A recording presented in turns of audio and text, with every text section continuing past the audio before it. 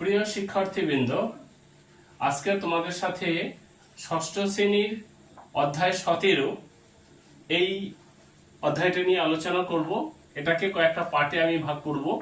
প্রথম পার্টটায় আজকে যে আলোচনা সেটা হলো জ্যামিতি অধ্যায় 17। অধ্যায়টার নাম হচ্ছে জ্যামিতি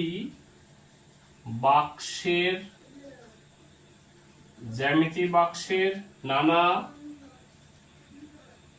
উপকরণ।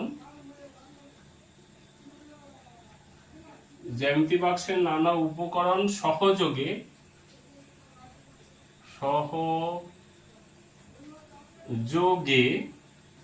বিভিন্ন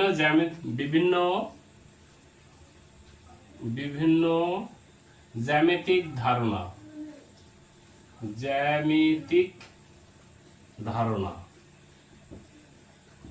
ঠিক আছে, এবারে এইটা আলোচনা করার প্রথমেই তোমাদের যেটা জানতে হবে যে জ্যামিতিটা ষষ্ঠ শ্রেণীর জন্য। আর আগে জ্যামিতির উৎস, জ্যামিতি কিভাবে আসলে এগুলো বলেছি, সেই বিষয়গুলো এখানটা বলবো না।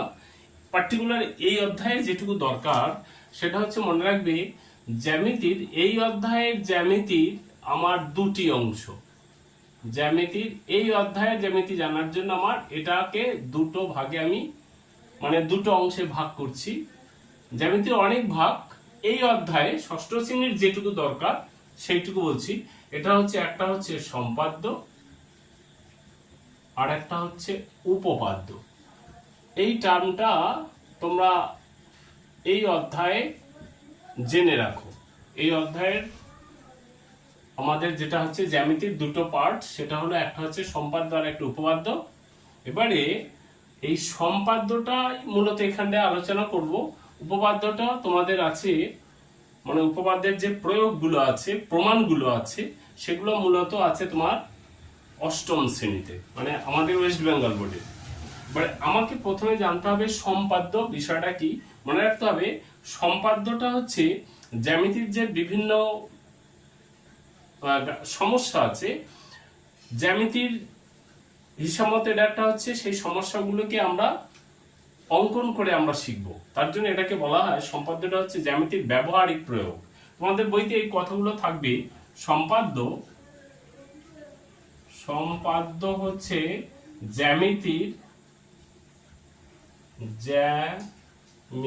জ্যামিতির লিখে ধরে নাও, জ্যামিতির এটা হচ্ছে ব্যবহারিক প্রয়োগ। এটা তোমাদের মনে রাখতে হবে। এটা আমরা সম্পাদ্যটাকে বলা হবে জ্যামিতির ব্যবহারিক প্রয়োগ। মনে রাখতে হবে এই বিভাগে এই সম্পাদ্যে ক্লাস 6 এর জন্য বারে বলছি, আমি কিন্তু হায়ার ক্লাসে বলছি না, আর একদম নিচু বিষয়গুলো বলছি না। এই অধ্যায়ে তোমাদের 6 এর জন্য যেটুকু দরকার সেটুকু হচ্ছে জ্যামিতির যে ব্যবহারিক প্রয়োগ। এই ব্যবহারগুলো করতে গেলে আমরা মূলত বিভিন্ন জ্যামিতির সমস্যাগুলোকে কি করব, আমরা যন্ত্রপাতির সাহায্যে আঁকবো। কিরকম যন্ত্রপাতি? জ্যামিতিক যন্ত্রপাতি। জ্যামিতিক যন্ত্রপাতিটা কোথায় আছে? জ্যামিতিক যন্ত্রপাতিটা মূলত জ্যামিতি বাক্সের মধ্যে আছে। এখন জ্যামিতি বাক্সের মধ্যে যে যন্ত্রপাতিগুলো আছে, জ্যামিতি বাক্সের সেই ব্যবহারে যন্ত্রপাতিগুলো আমরা জানবো। তার আগে একটা জ্যামিতি বক্স বা জিওমেট্রি বক্স কাকে বলে এটা একটু যদি কেউ জানতে চায়, তোমাদের বইতে এখানটা লেখা নেই, আমি আমার মতো একটা সংজ্ঞা দিচ্ছি। সেটা হচ্ছে কি, জ্যামিতি বাক্স বা জিওমেট্রি বক্স। জ্যামিতি বাক্স বা জিওমেট্রি দিলাম। এবারে আমরা জানবো জ্যামিতি বাক্স কাকে বলে। জ্যামিতি বাক্স বা জিওমেট্রি বক্স এর সংজ্ঞা আমি যেটা বলছি সেটা লিখে নাও। মূলত জ্যামিতি অঙ্কন করার জ্যামিতি হচ্ছে জ্যামিতিক যে সমস্যাগুলো আছে সেই সমস্যাগুলোকে অঙ্কন করার জন্য যে যন্ত্রপাতিগুলো নেওয়া হয়, সেই যন্ত্রপাতিগুলো যে বাক্সের মধ্যে রাখা হয়, মূলত কিরকম রাখা হয়, সুসজ্জিত ভাবে সাজিয়ে গুছিয়ে সুন্দর করে রাখা হয়। সেই বাক্সটাকে যে বাক্সের ভিতরে জ্যামিতি মানে জ্যামিতির সমস্যাগুলিকে অঙ্কন করার জন্য যে যন্ত্রপাতিগুলো, সেই যন্ত্রপাতিগুলো যে বাক্সে রাখা হয় সেই বাক্সটাকেই বলা হবে জ্যামিতি বক্স। আমি যদি একটু জ্যামিতিক সমস্যা এইরকম লেখো, জ্যামিতিক জ্যামিতিক সমস্যাগুলি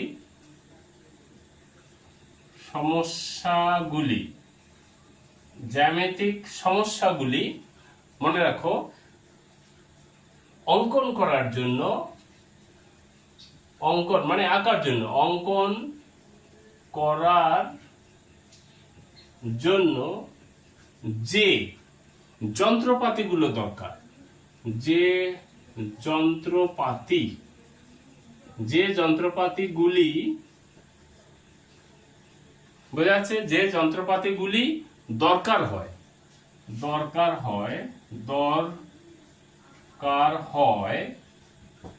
বোঝা গেল কি বললাম? জ্যামিতিক সমস্যাগুলি অঙ্কন করার জন্য, বোঝা যাচ্ছে জ্যামিতিক কি বললাম, জ্যামিতিক সমস্যাগুলি অঙ্কন করার জন্য যে যন্ত্রপাতিগুলির দরকার হয় এবং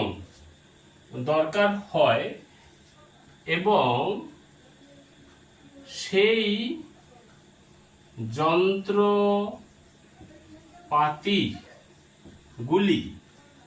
যন্ত্রপাতিগুলি যে বাক্সের মধ্যে সুসজ্জিতভাবে, মানে সুন্দরভাবে সাজিয়ে গুছিয়ে, সুসজ্জিতভাবে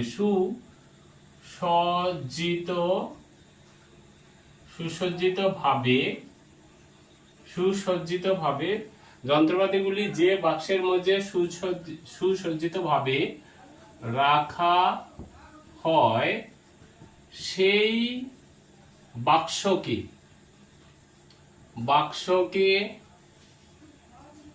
বলা হয় জ্যামিতি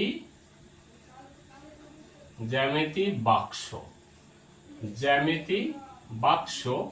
ইংরেজিতে বলা হয় জিওমেট্রি বক্স। ঠিক আছে, এবারে কেটা জানবো একটুখানি একটু জেনে নি। এই যে আমি একটা রেখেছি, এটা একটা জ্যামিতি বক্স, আশা করি বুঝতে পেরেছো। এই জ্যামিতি বক্সের ভিতরে কি কি উপকরণগুলি থাকে সেটা আমি এক এক করে দেখে একটু বলে, মানে আমি দেখে নামগুলো লিখে দিচ্ছি। ঠিক আছে, তাই তার আগে তোমরা যদি এটা একটু লিখতে চাও লিখে নাও, একটু পজ করে লিখে নাও। ঠিক আছে, আমি এবার এটাকে মুছে দিচ্ছি। ঠিক আছে, এবারে জ্যামিতি বক্সের জ্যামিতি বক্সের উপকরণ তার আগে এটা মনে রাখবে, তোমরা যদি জ্যামিতি বক্সগুলো দেখো অবশ্যই দেখবে এটা সুন্দরভাবে সাজানো গুছানো আছে। এই যে এটা সুন্দর করে এখানটা সাজানো গুছানো আছে। তবে একটা কথা বলি, জ্যামিতি বক্সের যে উপকরণগুলি সাজানো গুছানো থাকে, এবারে যন্ত্রপাতিগুলো বিভিন্ন জ্যামিতি বক্সে মোটামুটি ভাবে দেখা যাচ্ছে কিছুটা একটু এলোমেলো, কিন্তু কিছু জিনিস আছে সবগুলোতেই সমান থাকবেই, সেগুলো নাহলে সেটা জ্যামিতি বক্স হয় না। প্রথমে 1 নাম্বার দেখেছো, এটাকে কি বলা হয়? এটাকে বলা হয় 1 নম্বর স্কেল। উপকরণে 1 লেখো। এটার আরেকটা নাম আছে, জানো এটা আরেকটা নাম কি? এটা একটাই থাকে, আমি শুধু এমনি লিখে দিচ্ছি, এটা একটাই থাকে। এটা আরেকটা নাম হচ্ছে, বাংলায় বলা হয় এটার নাম হচ্ছে বা রুলার, ইংরেজিতে SCAL, স্কেল। 2 নাম্বার, এটাকে তোমরা দেখেছো সবাই, ঠিক আছে, এর নাম কি বলো? এটার নাম কি? অবশ্যই এটাকে বলবে চাঁদা, চাঁদের মতো দেখতে বলে এটা চাঁদা। ইংরেজিতে কি বলে বলো, বলতে পারবে? আমি লিখছি PRO, TRACTOR, বুঝতে পারলে? অসুবিধা আছে? ঠিক আছে, চাঁদা বা প্রোটেক্টর হয়ে গেল। এরপরে এই যে এই দুটো ত্রিভুজের মতো দেখতে পেলে এটাকে তোমরা সহজেই মনে রাখবে, এটাকে নাম হচ্ছে 3টে কোণ আছে। ঠিক আছে, তার জন্য 1, 2, 3টে, এরও 3টে করে কোণ আছে বলে ত্রিকোণী 3 নাম্বার। এটা কিন্তু দুটোই থাকবে, তার জন্য নিলে আমি লিখি দুটি ত্রিকোণী, ত্রিকোণী, দুটি ত্রিকোণী। এর আরেকটা নাম আছে, কি বলো? দুটি ত্রিকোণী আরেকটা নাম, এটার আরেকটা মানে ইংরেজিতে বলে সেট স্কোয়ার, বা আমি একটু লিখে দিচ্ছি, বা সেট, সেট স্কোয়ার। ঠিক আছে, এটা দুটো থাকবে, দুটো সেট স্কোয়ার। 4 নাম্বার, এ দুটো হয়ে গেল, নাম মনে রাখবে। তারপরে গুরুত্বপূর্ণ, এই যে এটা একটু আবার ঢাকনা দেওয়া আছে যাতে হাতে না লাগে, সুন্দর এটা ব্যবস্থা করেছে কোম্পানি। এই যে, এই দেখো, এটা দুটো কাটা, খুশি মতো বাড়ানো যায় কমানো যায়, এগুলো সম্পর্কে পরে বলবো। এইটাকে বলা হয় কাটা কম্পাস। এটাকে কি বলা হবে? দুটো সমান কাটা যুক্ত কাটা কম্পাস। আমি প্লেন বলি কাটা কম্পাস, কাটা। ঠিক আছে, এটাকে কি বলা হলো বললাম? কাটা কম্পাস। কোনো অসুবিধা আছে? কটা থাকবে? একটাই, এটার নাম হচ্ছে ইংরেজিতে বলে ডিভাইডার, ডি। এরপরে এই যে একটা, এটা তোমরা সবাই জানো, এটা এটা সুন্দর করে এই করা আছে হাতে যাতে না লাগে। এইটার ভিতরে এই যে পেন্সিল আছে, কই, এই যে পেন্সিল আছে, পেন্সিলটা ঢুকিয়ে এটা আমরা কাজ করব বিভিন্ন, তোমরা সবাই শিখে গেছো মনে হচ্ছে। যাক, তার জন্য এটার নাম হচ্ছে কি? Pencil compass. কটা থাকবে? একটাই থাকবে। একটা হচ্ছে 5-এ পেন্সিল কম্পাস, পেন্সিল কম্পাস। এই যে pen, PENCIL, pencil compass, COMPASS, compass হয়ে গেল পেন্সিল কম্পাস। আর কি আছে? এক, এই যে আর একটা খুব গুরুত্বপূর্ণ আছে, তোমরা জানো দাগ টানতে ভুল হয়ে গেলে গন্ডগোল হয়, এটাকে বলা হয় কি? ইরেজার বা রবার, রবার, রবার। ঠিক আছে, কি বলে? ইরেজার। বানান বলো, এক এক করে অল্প অল্প একটু শিখিনি, অসুবিধা তো কিছু নেই কি? ঠিক আছে, ERASER, ইরেজার হয়ে গেল।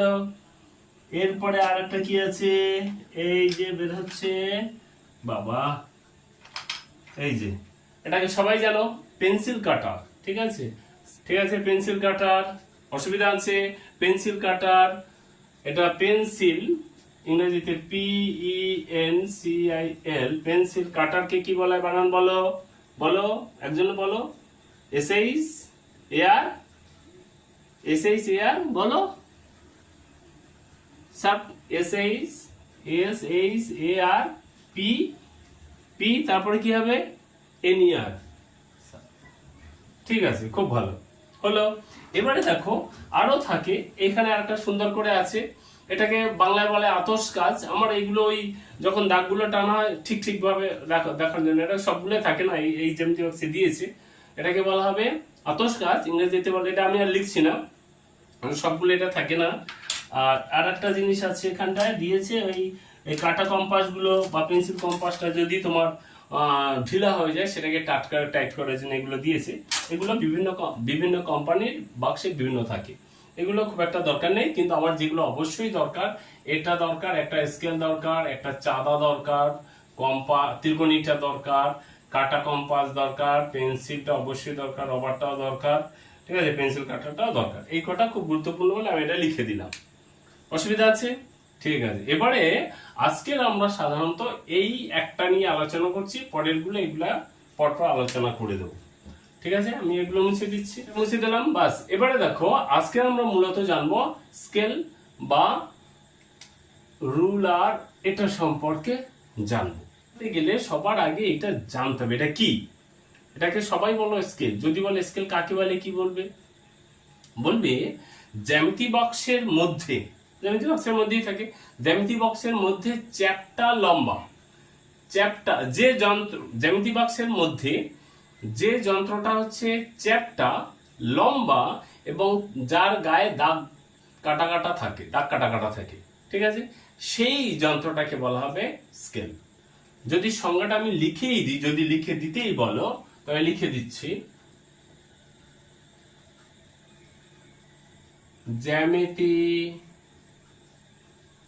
জ্যামিতি বাক্সে, এখানে চ্যাপ্টা, চ্যাপ্টা,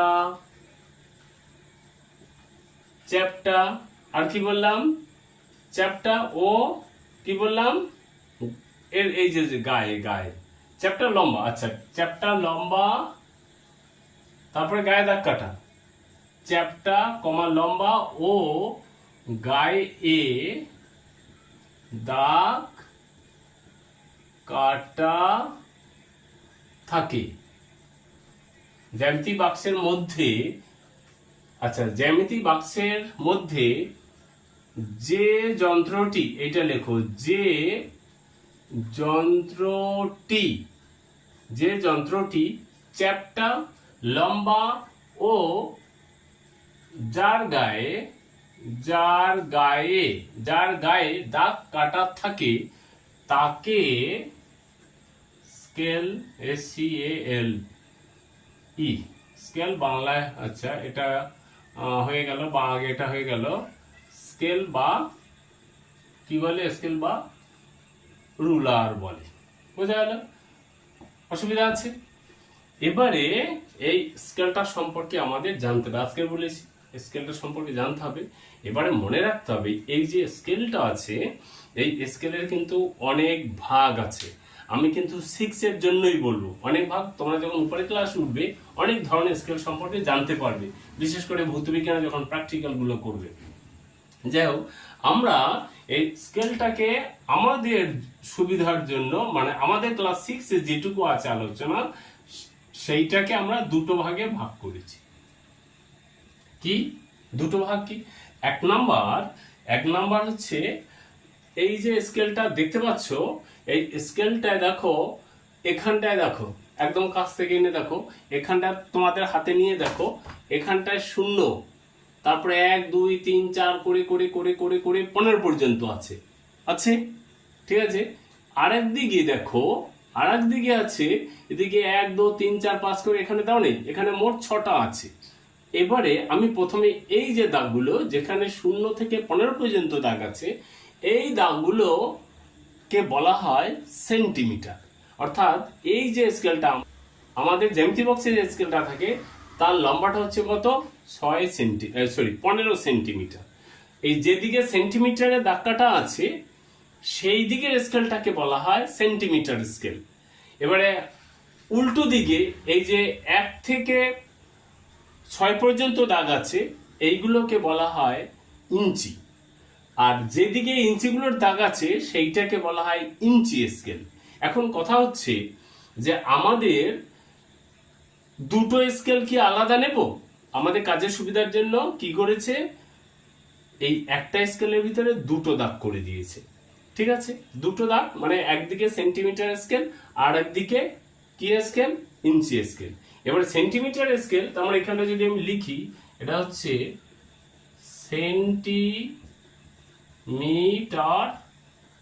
সেন্টিমিটার স্কেল, আর এদিকে হচ্ছে ইঞ্চি স্কেল, ইঞ্চি স্কেল। আর স্কেলটা আছে লিখেই দিচ্ছি। এবারে মনে রাখতে হবে ইঞ্চি স্কেলটাকে ধরো এরকম যদি লেখা হয় 1 2 3 করে আমার আছে 6 পর্যন্ত। এবারে 1 ইঞ্চিকে লেখা হয় কিরকম দেখো, সাধারণত লেখা হয় 1 লিখে তার উপরে এরকম দুটো দাগ দেওয়া হয়, এটা হচ্ছে 1 ইঞ্চি। আর 1 সেন্টিমিটার, সেন্টিমিটার মানে এখানে লেখা হয় সিএম, সংক্ষেপে সেন্টিমিটার, অথবা তুমি এরকম সেন্টিমিটার, ঠিক আছে। এবারে যে কথাটা হচ্ছে, আর একটু এখানটায় দেখে নাও, আমি যেটা বলিনি সেটা হচ্ছে এই যে 0 থেকে 15 দাগ কাটা আছে, 15, তার মানে এই যে সেন্টিমিটার স্কেলটায় আমার আছে 1 2 করে করে করে মোট 15 পর্যন্ত, আর এখানে ইঞ্চি স্কেলে আছে তোমার 6 পর্যন্ত। এবারে এইখানটায় যে আমার সেন্টিমিটার স্কেলে যে 15 পর্যন্ত আছে, সেই স্কেলের মাঝখানে আবার দেখো 0 থেকে 1, আবার 1 থেকে 2 বা 2 থেকে 3, এগুলো যদি দেখো তোমরা ভালো করে, তখন দেখতে পাবে প্রত্যেকটা ঘরের ভিতরে যে বড় বড় দাগ কাটা আছে তার মধ্যে আবার ছোট ছোট ছোট ছোট দাগ কাটা আছে। সেই ছোট ছোট দাগগুলোকে বলা হয়, কি বলা হবে, ছোট ছোট, মানে 10টাকে 1 সেন্টিমিটারকে 10 ভাগে ভাগ করেছে। তো 1 সেন্টিমিটার 10টা ভাগে ভাগ করলে কি হয় আমরা জানি, কি মিলিমিটার। তার মানে এই 1 সেন্টিমিটারকে আবার মিলিমিটারে চলে গেছে। এবং গণনার সুবিধার জন্য আমাদের আরেকটা কাজ করেছে, সেটা হলো প্রত্যেকটা 5-এর ঘরে গিয়ে একটা আবার হালকা একটু লম্বা বড় দাগ করে দিয়েছে। তার মানে এখানটায় 1 সেন্টিমিটার এইটাকে আবার 10 মিলিমিটারে ভাগ করেছে। ঠিক তেমনি আর 5-এ মিলি আমি সংখ্যা লিখছি মিলিমিটার, ঠিক আছে। আর ইঞ্চিটার ক্ষেত্রেও দেখো সেই একইভাবে ওই 10 ভাগে আবার এটাকেও ভাগ করেছে, মানে 1 ইঞ্চিকে আবার ওরা 10 ভাগে ভাগ করেছে। তবে 1 ইঞ্চিকে 10 ভাগে ভাগ করলে কি হয় সেটা সাধারণত আমাদের কাজে লাগে না বলে আমি এখানটা আর বলছি না। আর আমরা যেহেতু অনেক আগে থেকেই মিলি সেন্টি ডেসিমিটার জানি, তার জন্য এটাকে বলে দিলাম। তার মানে এইটাকে আমি বলতে পারি 1 মিলিমিটার সমান হচ্ছে মিলিমিটার সমান হচ্ছে 1/10 সেন্টিমিটার, ঠিক আছে। কারণ সেন্টিমিটার 10 ভাগের 1 ভাগ 1 মিলিমিটার। এখানে আরেকটা খুব গুরুত্বপূর্ণ একটা যদি কেউ প্রশ্ন দেয়, সেটা হচ্ছে মনে রাখবে সম্পর্কটা, সেটা হলো এই, আমি একটু মুছে দিই, তোমাদের দেখতে অসুবিধা হবে। আচ্ছা, এবারে এই সেন্টিমিটার, মিলিমিটার বা এই যে ইঞ্চি, এদের ভিতরে বিশেষ করে সেন্টিমিটার আর ইঞ্চির ভিতরে একটা সম্পর্ক আসে, সেটা মনে রাখবে। 1 ইঞ্চি, আগেই বলেছি আমি, ইঞ্চিটাকে সাধারণত উপরে 2 এরকম দাগতে হয়। 1 ইঞ্চি সমান হচ্ছে 2.54 সেন্টিমিটার, ঠিক আছে। এবারে আমার এইতে আছে কত, মনে রাখবে এটা একদম সঠিক, এটা পরে জানবে। বিশেষ করে স্কেলের যে ভাগগুলো আছে, যারা বিশেষ করে ওই জায়গা টাকা মাপে, তাদের জন্য এটা খুব লাগে। তাদের স্কেল যে ছোট্ট, ওই স্কেলটা আবার একটা সুন্দর নাম আছে, সেই স্কেলটাকে বলা হয় গুনিয়া স্কেল। আর যারা ভৌত বিজ্ঞানে ফিজিক্স প্র্যাকটিক্যাল করে, তাদের অনেক ভাগ আছে, ঠিক আছে। সেই ভাগগুলো আমরা এই ক্ষেত্রে ভার্নিয়ার স্কেল, আরো অনেক নাম আছে, আমি সেটা বলছি না। এবারে এইখানে যেটা কথা হচ্ছে, তোমাকে এখানে একটা যদি এই সম্পর্কটা দিতেই পারে, এটা একটা শর্ট প্রশ্ন দিতে পারে। আরেকটা দিতে পারে যে এখানটায় আমার আছে কত 6 ইঞ্চি, তো আর এদিকে কত আছে 15 সেন্টিমিটার আমি বললাম। তাই আমি দেখি 1 ইঞ্চি যদি এত হয়, তবে 6 ইঞ্চি সমান কত। 1 ইঞ্চি যদি 2.54 সেন্টিমিটার হয়, তবে 6 ইঞ্চি সমান কত হবে, তুমি সেটা বের করে দেখো। যদি তোমার 15, এক্ষেত্রে বুঝতেই পারছো 15 একটু বেশি হবে, এবং সেটা কিন্তু একদম ঠিকঠাক। তোমার এখানে 15 থাকলেও সেটা 15 ঠিকঠাক। এবং তোমরা যদি দেখো এই যে দাগগুলো আছে, একদম ওই এর 15 আর ওর 6-এর কাছে একদম ঠিক করে পাবে না, সমান একটু সরে থাকবে, সেটা এক্ষেত্রে এটা পাবে না। তার জন্য এই একই কথা দেখো, সঠিক করে পাবে না। এক্ষেত্রে একটু বলে দিই, এই যে আমাদের স্কেল আছে, স্কেলের ব্যবহারটা আর এর কি অসুবিধাটা আছে, ঠিক আছে। স্কেলের ব্যবহারটা একটু বলে দিই। এখান থেকে অঙ্কটা করবে, ঘুরিয়ে অঙ্ক দিলে, মানে সেন্টিমিটার ইঞ্চিতে যেতে বললে বা ইঞ্চি থেকে সেন্টিমিটারে যেতে বললে সহজেই করা যাবে। এখানে একটা অঙ্ক দিতে পারে কেউ, কোনো স্কুল যদি খুব কঠিন করে দিতেই পারে এখান থেকে একটু অঙ্ক, ঠিক আছে। এবারে তোমাদের বইতে দেখো, তোমাদের বইতে এখানে স্কেলের ব্যবহার আছে। কি ব্যবহার আছে দেখো, পেজ নাম্বার 176, পেজ নাম্বার তোমাদের বইতে, পেজ নাম্বার 176। এখানে স্কেলের ব্যবহার আছে। কোন সরল রেখাংশের দৈর্ঘ্য মাপা যায়, 1 নম্বর পয়েন্ট। 2 নম্বরে কোন নির্দিষ্ট দৈর্ঘ্যের সরল রেখাংশ আঁকা যায়। 3 নম্বরে 2টি বিন্দু যুক্ত করে সরল রেখাংশ আঁকা যায়। 4 নম্বরে সরল রেখাংশ দুটিকে সোজা ভাবে বর্ধিত করা যায়। ঠিকই বলেছে, 4টে পয়েন্ট। এছাড়া আরো পয়েন্ট আছে, আমি একটা দুটো নাইলে বলে দিই, দেখো তোমরা পরে শিখবে। বৃত্তর ব্যাস, ব্যাসার্ধ, জ্যা, এগুলো সহজেই করা যায়। আমি এখানে তাই একটু যদি ব্যবহারটা বলি, একটু লিখি, সময় বড় হয়ে যাচ্ছে, তাও একটু বলে দিই ব্যবহার, ঠিক আছে। বইতে যেগুলো আছে সেটা তুমি লেখো, আমি সেগুলো একটা বলি। তাই কি বলবে, প্রথমে কি বলবো, বইটা দেখে বলো। নির্দিষ্ট দৈর্ঘ্যের সরল রেখাংশ অঙ্কন করা যায়। তাই 1 নম্বর এখানটায় ব্যবহার, 1 নম্বর নির্দিষ্ট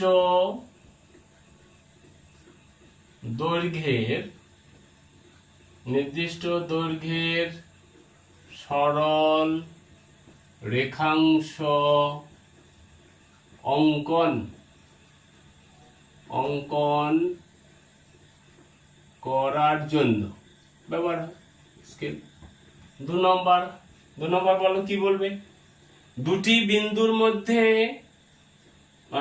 বিন্দুর মধ্যে সরলরৈখিক দূরত্ব মানে কি? আচ্ছা, এটা নির্দিষ্ট দৈর্ঘ্যের সরলরেখাংশ অঙ্কন করার জন্য, মানে এটা ধরে এই একটা সরলরেখাংশ বললো, সেটা তুমি আঁকলে স্কেল দিয়ে সুন্দর করে, স্কেল বসিয়ে আঁকবে। আমি এটা প্লেন এঁকে দিলাম। আচ্ছা, তারপরে 2 নম্বরে আমি যেটা বলছি, ধরো এই একটা বিন্দু এই দুটো বিন্দুকে যোগ করার জন্য, ঠিক আছে? তো সেটাকে আমি একটু লিখো, কি লিখতে পারো? দুটি বিন্দুর মধ্যবর্তী যোগ করার জন্য, এটা আবার দুটো বিন্দুর মধ্যবর্তী সরলরৈখিক দূরত্ব, সরল মানে সোজা দূরত্ব। তো এখানে লেখো দুটি বিন্দুর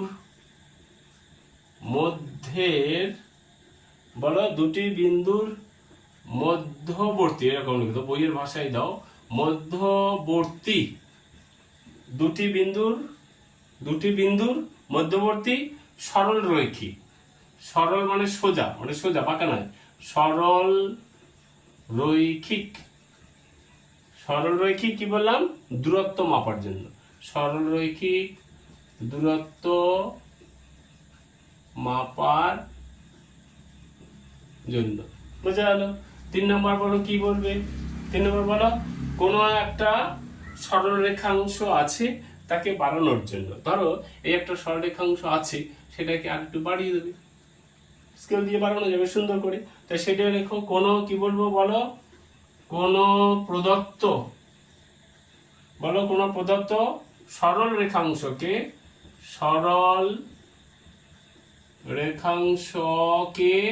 কি করার জন্য বলালাম? যে কোনো দিকে, হয় এদিকে অথবা ওদিকে, মানে এইদিকে অথবা এইদিকে, কোনো প্রদত্ত সরল রেখাংশকে যে কোনো দিকে বর্ধিত করার জন্য, বর্ধিত মানে বাড়ানোর জন্য, বর্ধিত করার জন্য। 3 নম্বর হয়ে গেল। 4 নম্বর বলো, 4 নম্বরটা কি? দুটি বিন্দু, এই যে এটা বললাম, এখানে একটু বললাম, একটা বিন্দু, এই বিন্দু দুটোকে যোগ করার জন্য। তাহলে দেখো, দুটি বিন্দু যুক্ত মানে যুক্ত করার জন্য, ঠিক আছে? 5 নম্বর আমি একটা কি বলছিলাম বলো, একটু আগে বললাম, বলো কি বললাম? যে কোনো বৃত্তের ব্যাসার্ধ যা, বৃত্তের ব্যাসার্ধ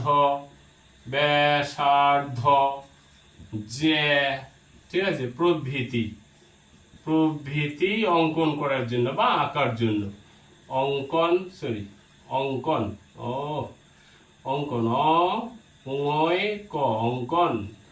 করার জন্য। এটা মুখে আমার কথাটা শুনে লিখবে, হয়তো হাতে লেখা ভালো না বলে বুঝতে পারবে না, ঠিক আছে? এবারে বৃত্তের ব্যাসার্ধ আর যা, এটা অঙ্কন করার জন্য। আর কি বলো, যে কোনো একটা খুশি বলো। কোন সরেখাংশের দৈর্ঘ্য, কোন একটা সরেখাংশ আছে, ধরো এই ধর কথা, এটা একটা সরেখাংশ আছে, এর দৈর্ঘ্য মাপার জন্য। তাই কি বলবো? কোন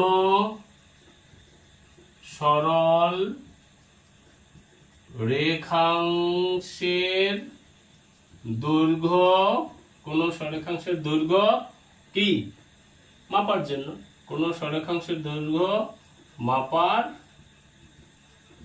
বুঝতে পেরেছো?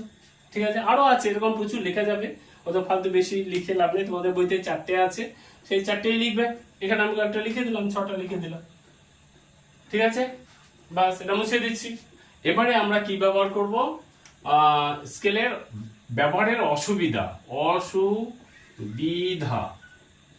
ঠিক আছে? অসুবিধা মনে রাখতে হবে, অসুবিধা অনেক আছে। আমরা যখন আঁকি, আমি একটু বলে দিই, মানে ধরো তুমি দাগ টানলে, এরকম একটা দাগ টানলে, সেই দাগটার সঠিক মাপতে গিয়ে দেখা গেল এপাশে একদম সুন্দর করে একটা স্কেল নিলে, কই গেল স্কেলটা? এই যে একটা স্কেল নিয়ে এখানটা বসালে, সুন্দর করে এরকম বসালে, এখানটা বসালে, এবারে লেন্স, ওই যে একটা লেন্স দিয়েছিল বা ভালো পড়লো আতস কাচ, সেই লেন্সটা দিয়ে দেখলে যে এই যে দাগগুলো আছে সূক্ষ্ম সূক্ষ্ম দাগ, সেই দাগের ঠিক একদম মাথায় মাথায় পড়ছে না, হয়তো একটু এদিকে অথবা একটু এদিকে, একদম সঠিকভাবে এগুলো মাপটা হয়তো পাওয়া যাচ্ছে না। এটা একটা বড় অসুবিধা। 2 নাম্বার, তোমাদের বইতে যেটা লেখা আছে, যদি স্কেলটা মোটা হয় আর যদি পাতলা হয়, মোটা হলে দেখবে সহজে মানটা সঠিকভাবে পাবে না। তোমাদের বইতে লেখা আছে, কি বলবে বলো, যে স্কেলটা যদি মোটা, মানে পুরু লেখা আছে, তোমাদের বইতে লেখা আছে পুরু, আমি ওই পুরু মানে মোটা, স্কেল যদি পুরো হয় তখন সরলরেখাংশের দৈর্ঘ্যটা একদম সঠিকভাবে মাপা যায় না। ঠিক ঠিক, মানে স্কেল মোটা মানে পুরু, মোটা হলে সরল রেখাংশের দৈর্ঘ্য সঠিক ভাবে মাপা যায় না।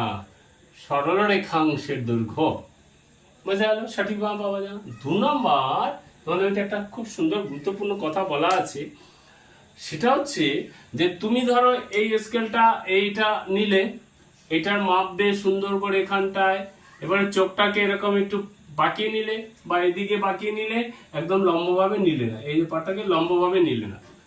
যদি এই পাটবিন্দুর সাথে চোখটা, যে বিন্দুটার মাপবে সেই বিন্দু থেকে যতদূর মাপবে, সেই মানে পাট বিন্দু আর স্কেল এর সাথে যদি চোখটা লম্বভাবে না থাকে, সোজাসুজি থাকে, লম্বভাবে যদি না থাকে, মানে হেলানো অবস্থায় থাকে, তখন পাটের ভুল আসবে, সঠিক পাবে না। তুমি দেখবে পরীক্ষা করে, এই যে ভুলটা আসবে সেটাকে বলা হয় লম্বন ভুল বা লম্ব ভ্রম। বইতে লেখা আছে, ঠিক আছে, আমি যদি লিখেই দিই, আমি একটু আমার মতো লিখি, লম্বন ভ্রম, ঠিক আছে, বা লম্বন ভুল।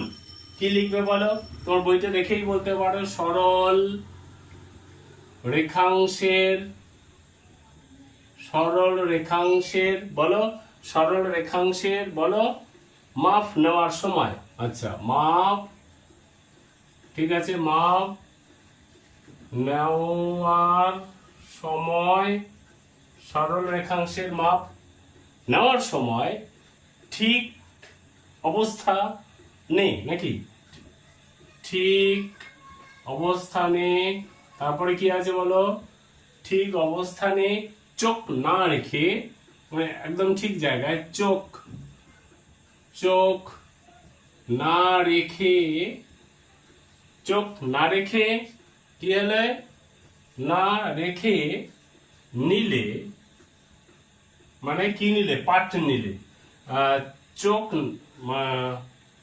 নেওয়ার সময় ঠিক অবস্থানে না রেখে, বা এটাকে একটু ঘুরিয়ে বলি, বইয়ের কথাটা বলে দিই, বইতে দেওয়া আছে চোখ না রাখলে, চোখ না রাখলে, দেখবে তোমাদের বইটা মিলাও, এটা বইয়ের ভাষায় দিয়ে দিই, চোখ না রাখলে অর্থাৎ চোখ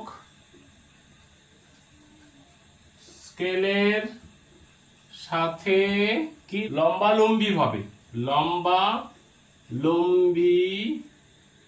লম্বালম্বি ভাবে, ঠিক আছে, লম্বালম্বি ভাবে না,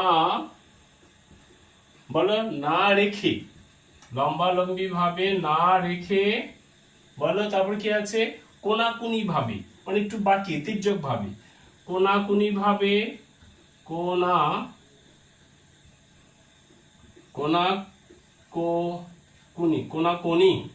কোনাকুনি ভাবে, বলো কোনাকুনি ভাবে রাখলে, কোনাকুনি ভাবে রাখলে, বলো কোনাকুনি ভাবে রাখলে সরলরেখাংশের দৈর্ঘ্য বা সরলরেখাংশের সঠিক মাপ, সরল রেখাংশের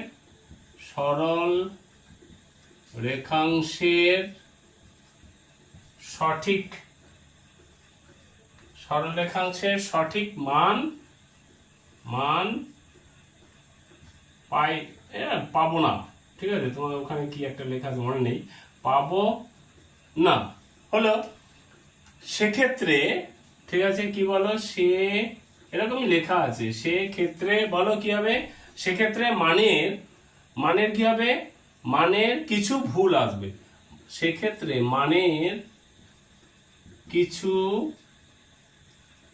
মানের কিছু কি হবে, ভুল, সঠিকভাবে পাবো না আর কি, ভুল থেকে যাবে, ভুল থেকে যায় বা যাবে।